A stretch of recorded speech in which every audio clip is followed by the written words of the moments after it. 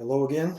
Um, I'm telling my STM learning experiences from being in the work as part of kind of a four-part breakdown of what in my life prepared me for this kind of work that I didn't know at the time, how I entered the work a little bit and how some of the starting stuff, and then now I'm telling stories of experiences within it.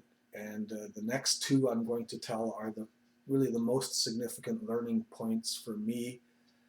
Maybe it's more personal than STM, but significant stories that also point to things about STM work. And and then I hope to add a fourth section where I talk about more about ideas. I've already started uploading summaries of some of the books that I've read, so I have some of those made as well. All in the hope of being useful to someone. Um, Maybe in the hope of when I get to an age where I can't remember my stories, where I can just show the video instead of having to tell the story again. So this one falls under the trauma thing that I just talked about. I didn't realize it at the time so much, but the trauma theory almost began to take shape out of this and some personal things that I was experiencing. And it's a bit of a longer story to give some context. Again, it's not about the place, and it's not about the people. I hope you hear some compassion for the people that are key in this story, in the way I tell it, because I did develop that. Um, and so if you figure it out, you figure it out. But that's not the important part. The story itself just has significance, regardless of where it happened. So, fairly new to a contract, there was a Sunday morning where I could tell as the preacher and liturgist that something was wrong. People were getting restless. The further, certainly after the sermon, people were getting restless, and it's just a sense that you get that you forgot something. During the offering, you read the whole bulletin to see if there was something you were supposed to announce, and you check if there's a note that you took up there that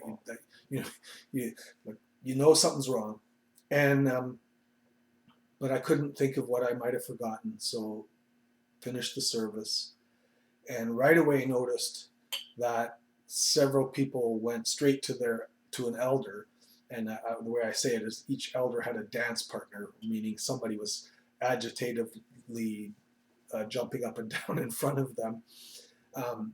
So further verification, but I thought, I don't know what I did or didn't do.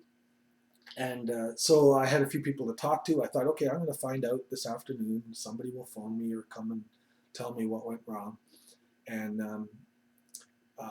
so I talked to a few people, had a coffee, and then went out the side door, starting to head home. And coming out the side door, I came upon a circle of about 20 people standing around an older lady, was around 70 probably at the time, and she was having a fit. She was very, very upset. She was pacing around in a tight circle, waving her arms, and very, very agitated. She was facing away from me when I came out of the door. And the first thing I heard her say was this: I can't even die in my own church. And that really stood out for me. Like, what in the world does that mean? And I still didn't know what was wrong, right? So I start coming. She, at that point, after saying that, she turns and she sees me. And that's when I began to learn what had been wrong. You! This was maybe 3 months in, okay? Less than that, I think 2 months in, or 6 weeks. You're changing everything. I knew you came here to do that. And I said, so I had to stay calm for her sake, and said, can you tell me what's wrong? What have I changed? Well, it turned out I hadn't read the form for the preparation of Lord's Supper. The next Sunday was going to be Lord's Supper. And this church still did that. Been a long time since I was in a church that did it anymore. And so I didn't think to ask, and the elders never thought to mention it. Because in some of those communities, again, naming the water that you're swimming in is an analogy I use. They can't name the water that they're swimming in. So they think, this guy went to seminary, he knows this is expected. They don't realize that much of the denomination does not do that anymore. And they didn't realize also that there's actually some good arguments for not doing, there's some problems in the formulary, because we've come to a new understanding of one of the passages that's used in the formulary to make it kind of a squirmish event. So she was the one that told me that I didn't do the form for preparation for Lord's Supper. Now here's where I got a little bit, I call it the Columbo thing, and I asked her, I said, so what did you miss hearing out of that? Because I'm very big on, I don't know if I have a video plan for that, so I'll have to do that too, excuse me. Empty ritual. Oh, I better write it down.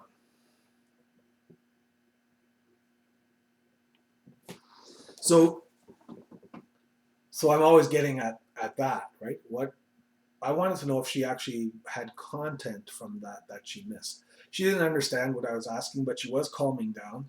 And because I had told her by then that I did not know that was expected and nobody had told me. And so that omitting it was not deliberate. So what did you want to hear from it? And eventually, after a few different ways of asking it, she came up with a few phrases that were good. Right?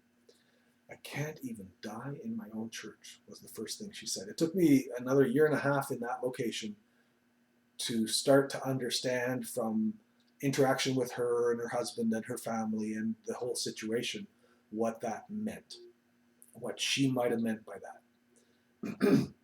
So a whole year and a half of exploring, I was led to this conclusion. Me leaving that piece out of a service was very important to her and was as disturbing as if I had gone to their house while they were at church and ransacked it, making it no more a safe place for them. So for her, I'm speculating some, it seems like her spiritual safety was in the required rituals being done in their proper time and being done correctly. And it was seriously heaven and earth shaking for her to not have that happen, to come to church and not have that happen. It just, I can't even die in my own church. It's not safe space anymore in that way. So there's a person who likely had some of those kinds of traumas that were not dealt with in her background, by which a mistake could be seen as a violation, experienced as a violation. Now, this story fits something I said earlier about times when I went looking for my suitcase because I thought, oh man, they're going to send me packing. Part of being an STM is that your contract can usually be terminated with a few weeks' notice. So where did I put my suitcase again is what I was thinking in those days.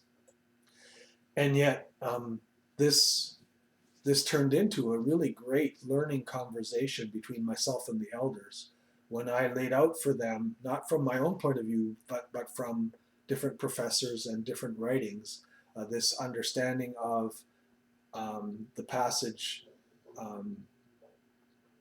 where we condemn ourselves by eating, and eating in an unworthy manner or eating unworthily. It used to be translated unworthily, but in the context, it's pretty clear that Paul is talking about the manner in which, not the state of your soul.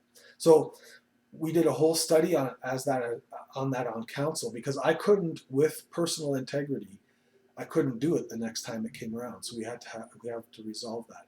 And they came to see that, and we created an acceptable substitute to do the Sunday before, and everything was fine. And it turned into a breakthrough in terms of trust and relationship with the council. So that's the I can't die in my own church statement.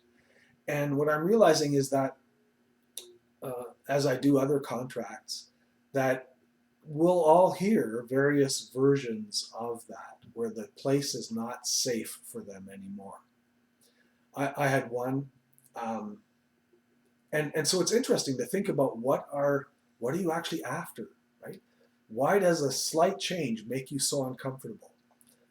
I think of Pierre Burton's book, The Comfortable Pew, where he talks about, if I remember it well, some of that kind of thing about how churches are, way back in the 60s when he was writing this, I think, or some time ago, are just trying to make people comfortable.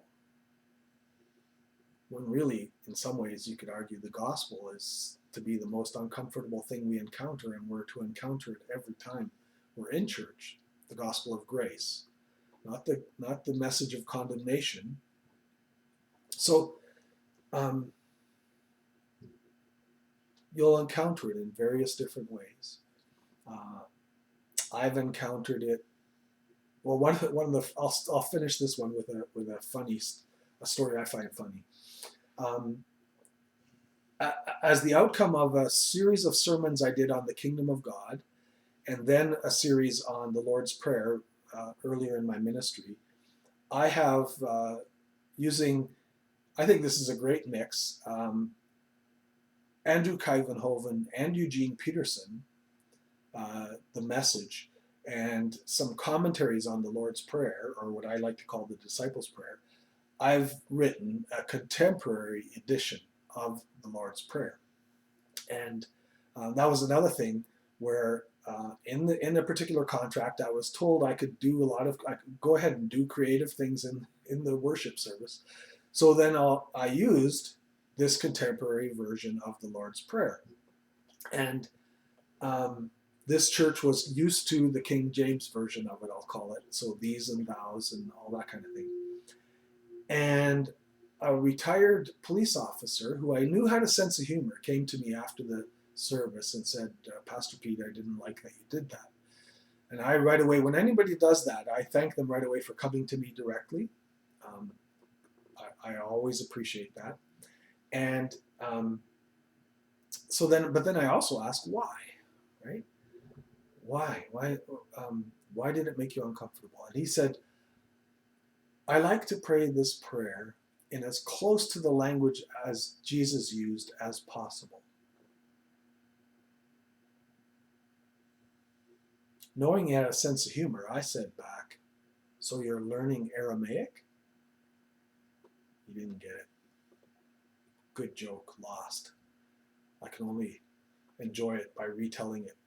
And if I retell it live with somebody when they enjoy it, then we can share that moment. But that's, in a sense, the same kind of thing. I can't even die in my own church, is that people start to believe that certain changes, most changes I do are changes to enhance or bring out meaning, are disturbing to them. And they want to return to rote, to ritual, to tradition, the things that bring them comfort. And they're rattled when something different happens. So that's one big story, a couple little stories of some of the learning in the transitional work.